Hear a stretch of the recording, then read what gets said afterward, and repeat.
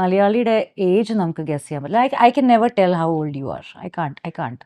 ഒരു 20s ആവാം, ഒരു 30s ആവാം, ഐ ഡോണ്ട് നോ. അത് എൻ്റെ മാത്രമാണോ എന്ന് എനിക്കറിയില്ല. നിങ്ങൾക്കൊക്കെ ഗസ് ചെയ്യാൻ പറ്റുമോ? Kerala I can get. Malayali genetics are too good. നിന്നെ ആൾക്കാരെടുത്തിട്ട് ഇടിക്കും. ഇല്ലേ എല്ലാരും വിഷ്ണുവിന്റെ വയസ്സാണ് ഞാൻ പറഞ്ഞത്. വിഷ്ണുവിന്റെ ഒരു 31 34 കാണും. എത്ര വയസ്സില്ല, അത്ര വയസ്സില്ല. 30 3 വയസ്സാ. 30 വയസ്സ്. അത് കാരണം തന്നെയാണ് ഇതിനെ കുറിച്ച് ജസ്റ്റ് നമ്മൾ സംസാരിച്ചതേ ഉള്ളൂ അല്ലേ. ഞാൻ 2012 നമ്മൾ ഒന്നിച്ചൊരു സിനിമയിൽ അഭിനയിച്ചു, up and down. TK. Rajkumar direct ചെയ്ത പടം. അന്ന് കാണുന്ന പോലെ ഇരിക്കുന്നു ഇപ്പോഴും, ഒരു മാറ്റവും ഇല്ല. എന്തെങ്കിലും എവിടെങ്കിലും ഇച്ചിരി തടിയൊക്കെ വെക്കണ്ടേ ഈ 14 വർഷം കഴിഞ്ഞാലേ അതുപോലെ ഇരിക്കും. ഞാൻ ചോദിക്കുകയും ചെയ്തത് ഇതെങ്ങനെയാണ് ഇത് മെയിൻറ്റെയിൻ ചെയ്യുന്നത്. അങ്ങനെ ഒരു ഫിറ്റ്നസ് റൊട്ടീനൊക്കെ ഉണ്ട്, പക്ഷെ എന്നാലും നമുക്ക് ഇതുവരെ ഒന്നും ആവാൻ പറ്റില്ല. നമുക്ക് നമ്മുടെ കയ്യിലിരിപ്പൊക്കെ കുറച്ച് കുഴപ്പങ്ങളില്ലേ. നമ്മള് ജീവിക്കാൻ വേണ്ടിയാണ് ജിമ്മിലൊക്കെ പോയി തൂങ്ങി അത് ചെയ്ത് ഇത് ചെയ്ത് എന്തൊക്കെ ചെയ്താൽ ഈ ഡയറ്റ് അത് ഇതൊക്കെ സാക്രിഫൈസ് ചെയ്യണം. നമ്മൾ നമ്മുടെ ഇഷ്ടങ്ങളൊക്കെ മാറ്റി വെച്ച് ഇതെല്ലാം സാക്രിഫൈസ് ചെയ്താൽ മാത്രമേ നമുക്ക് നല്ലൊരു ശരീരം ഉണ്ടാവും. ഇഷ്ടങ്ങൾ മാറ്റാനും പറ്റും, മാറ്റാൻ പാടാണ്.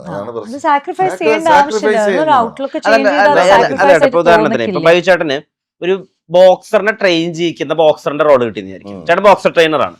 കിഡിലും പടം, സാറിന് മണിരത്നം പടം തന്നെ വിചാരിച്ചു. ഓക്കെ, സാങ്കല്പികാണ്.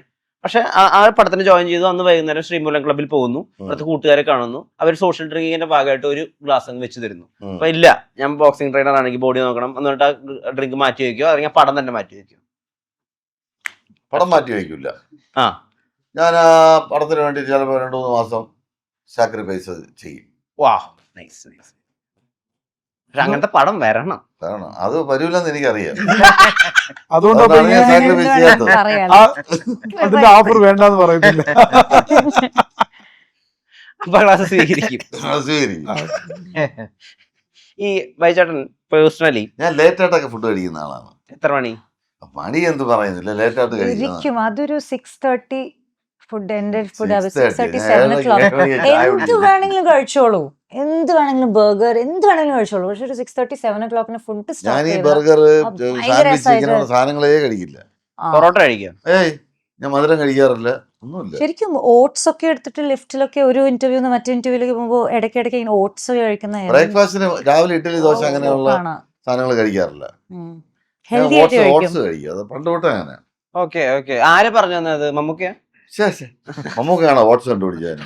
അല്ല, ഉപദേശങ്ങൾ തരൂല, ഇത് കഴിക്കൂ ഇത് കഴിക്കണ്ടെന്നൊക്കെ. പണ്ട് തൊട്ടേ ഞാൻ ഓട്സ് കുടിക്കുന്ന.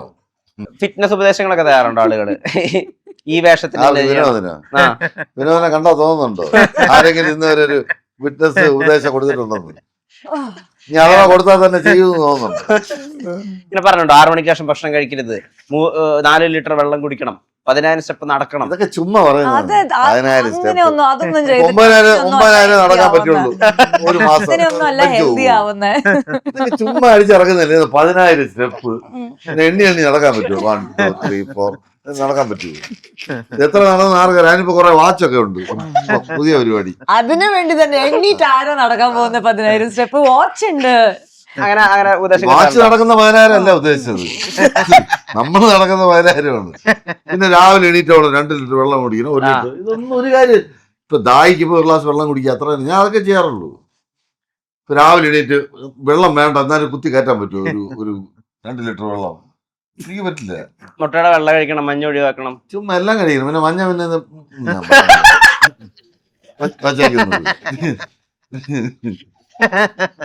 ഇതൊക്കെ കഴിക്കുന്നത്, പിന്നെ വെള്ളം മാത്രമേ കഴിക്കൂ. ഇതൊക്കെ ആര് പറയും? ഇത് ഓരോ ഡോക്ടർമാരും ഓരോന്നാണ് പറയുന്നത്.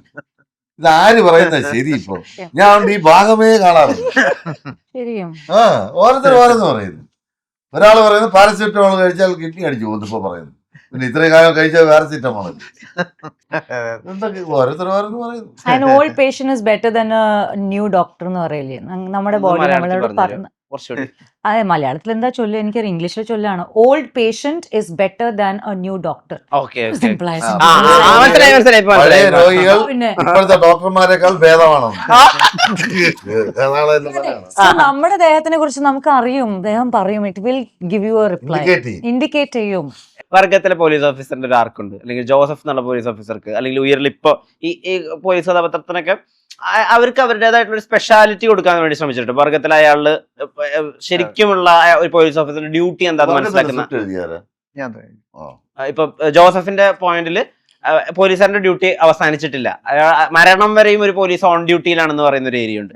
ഉയർന്നകത്ത് ജസ്റ്റിസ് കിട്ടിയാലും അത് അവസാനിച്ചിട്ടില്ല, ജസ്റ്റിസ് കിട്ടിയാലും മനസമാധാനം കിട്ടാത്ത ഒരു പോലീസ് ഓഫീസറിന്റെ അവസ്ഥ. ഇത് എവിടെ നിന്ന് ഈ പോലീസുകാർക്ക് ഈ ട്രൈറ്റ് കൊടുക്കാം, ഓരോ പോലീസുകാരും വ്യത്യസ്തമായിരിക്കണം, അങ്ങനെ ആ ചിന്ത വരുന്നത് എവിടുന്ന? സ്ക്രിപ്റ്റാണ് നമ്മൾ ഇതിലേക്ക് ഡ്രൈവ് ചെയ്യുന്നത് സത്യം പറഞ്ഞാൽ.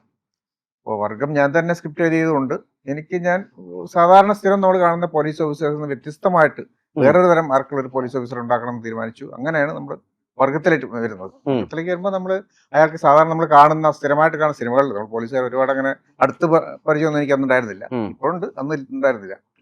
അപ്പോൾ നമ്മൾ സ്ഥിരം കാണുന്ന സിനിമയിൽ കാണുന്ന പോലീസ് ഓഫീസേഴ്സ് അല്ലാതെ എന്ത് പുതുതായിട്ട് കൊണ്ടുവരാൻ പറ്റുമെന്ന് ആലോചിച്ചിട്ട് അങ്ങനെ നമ്മൾ മോൾഡ് ചെയ്തെടുത്താണ് വർഗത്തിലെ സോളമന്റെ ക്യാരക്ടർ.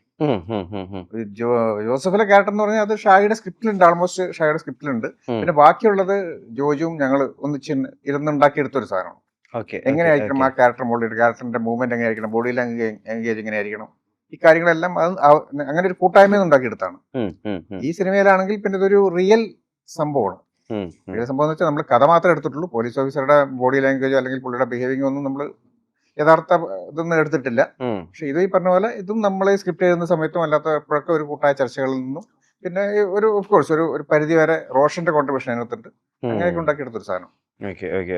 ഈ ബൈജേട്ടൻ ഇപ്പോ വലിയ രൂപമാറ്റം ഒന്നും ഇല്ലാണ്ട് കുറെ ഡിഫറെന്റ് കൈൻഡ് ഓഫ് പോലീസ് ഓഫീസേഴ്സിനെ ചെയ്യുന്നുണ്ടല്ലോ. ഇപ്പൊ RDXലെ പോലീസ് ഓഫീസർ ഒരു രീതിയാണ്, മിന്നൽ മുരളിയിലെ വേറൊരു രീതിയാണ്, നുണക്കുഴി വേറൊരു രീതിയാണ്, ഉയർ കംപ്ലീറ്റ്ലി ഡിഫറെന്റ് ആണ്.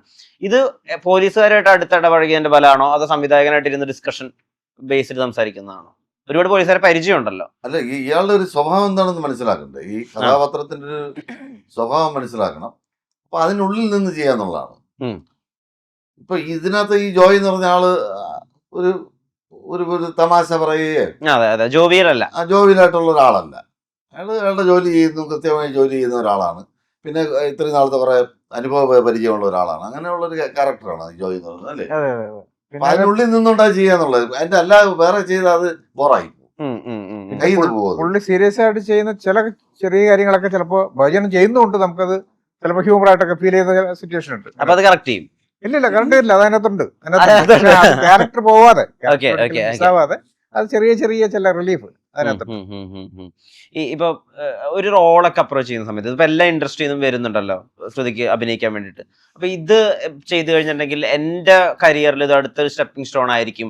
എന്നെ ഇതുവരെ ഇങ്ങനെ കണ്ടിട്ടില്ല. ഇപ്പൊ കിസ്മത്തിലെ ആവേശത്തിൽ എന്നെ മുമ്പ് കണ്ടിട്ടില്ല, അല്ലെങ്കിൽ ഉയിരിലെ ഈ പറഞ്ഞ പോലെ കൃത്യമായിട്ടൊരു അഡ്രസ് ഒന്നും ഇല്ലാത്തൊരു ക്യാരക്ടർ അവരെ എന്നെ അങ്ങനെ മുമ്പ് കണ്ടിട്ടില്ല. അങ്ങനെ ആലോചിച്ചിട്ടാണ് ഞാൻ ഇതുവരെ മുമ്പ് ചെയ്തിട്ടില്ല, അല്ലെങ്കിൽ ഞാൻ മുമ്പ് ചെയ്തിട്ട് ഒരു ഷെയ്ഡ് വരരുത്, അങ്ങനെ ഒരു നിർബന്ധ ബുദ്ധി ഉണ്ടാവാറുണ്ടോ? 100% നിർബന്ധമല്ല, പക്ഷെ അങ്ങനെ വരുവാണെങ്കിൽ 100% അതായിരിക്കും ഒരു പോയിന്റ് ടു നോട്ട്. കാരണം റിജക്ട് ചെയ്യുന്ന സ്ക്രിപ്റ്റുകളും ഉണ്ടോ? സ്ക്രിപ്റ്റ്സ് ഉണ്ട്, പക്ഷെ അത് വേറെ റീസൺസ് ആയിരിക്കും. പക്ഷെ ഇതുപോലത്തെ റോൾ ചെയ്യാത്തൊരു റോൾ കയ്യിൽ വരാണെങ്കിൽ അതല്ലേ ഒരു എല്ലാ ആക്ടേഴ്സിന്റെ ഒരു one wish, challenge, wish that every character should be different. പക്ഷെ every character different ആവാൻ പറ്റില്ല. ബട്ട് ഇതുപോലത്തെ ഇത്രയും ഡിസ്റ്റിങ്ക്റ്റ് ആയ ക്യാരക്ടേഴ്സ് ആകുമ്പോൾ ഐ എം വെരി ലക്കി.